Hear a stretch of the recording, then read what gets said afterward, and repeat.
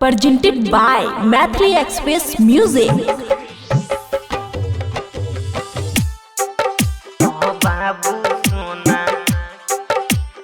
बाबू सोना के करा कहबी के पगली। खुशी रिकॉर्डिंग स्टूडियो बलुआहा। आज होइते भी न सरबा तोर होई तो विदाई। ये बाबू होइते भी न सरबा तोर होई तो विदाई। तू जइबी ससुरारी तो बाबू सोना के करा कहबी गे पगली। तो बाबू सोना के करा कहबी गे पगली। गे सब दिन यरबा के सोझा में रहली। गे सब दिन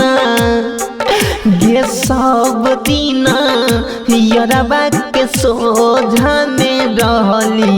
अब बाबू सोना तो बाबू सोना के करा कहबी गे पगली।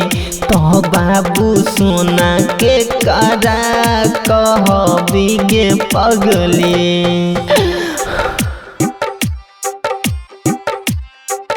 तो बाबू सोना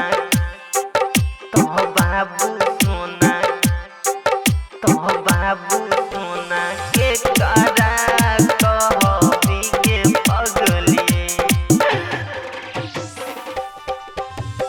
डीजे गुड मधुबनी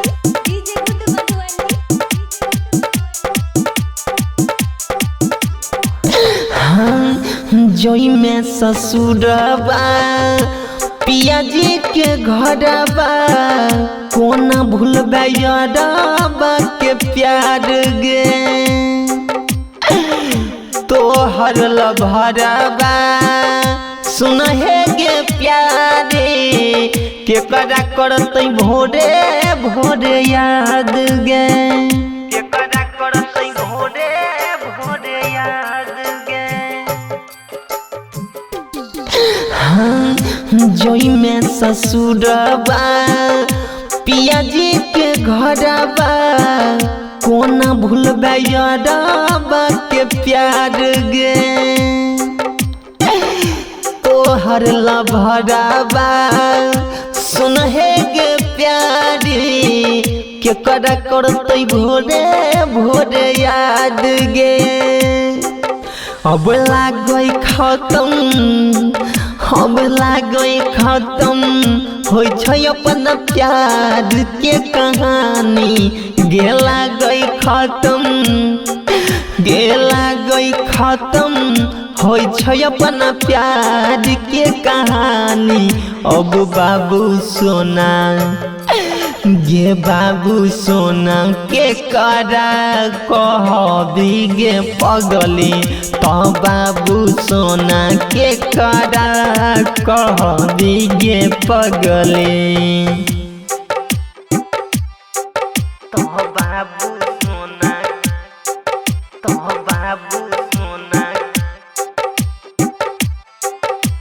बाबू सोना के करा कहबी गे पगली। DJ good Madhubani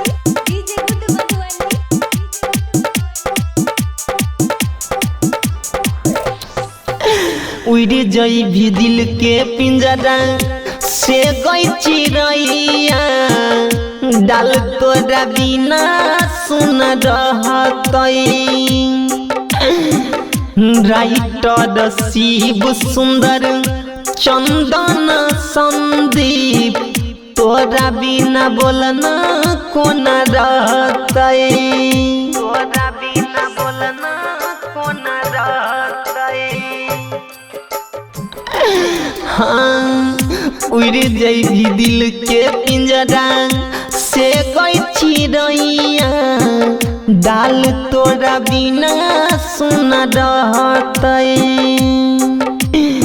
writer Shiv सुंदर चंदन संदीप बोलन तोरा बिना कोन रहतै गे वंशराज प्रेमियम नयकी मानै रहो गे वंशराज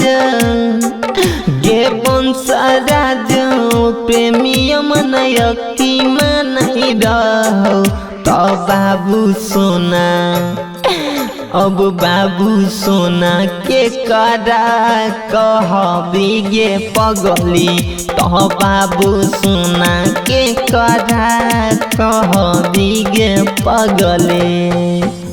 खुशी रिकॉर्डिंग स्टूडियो बलुआहा।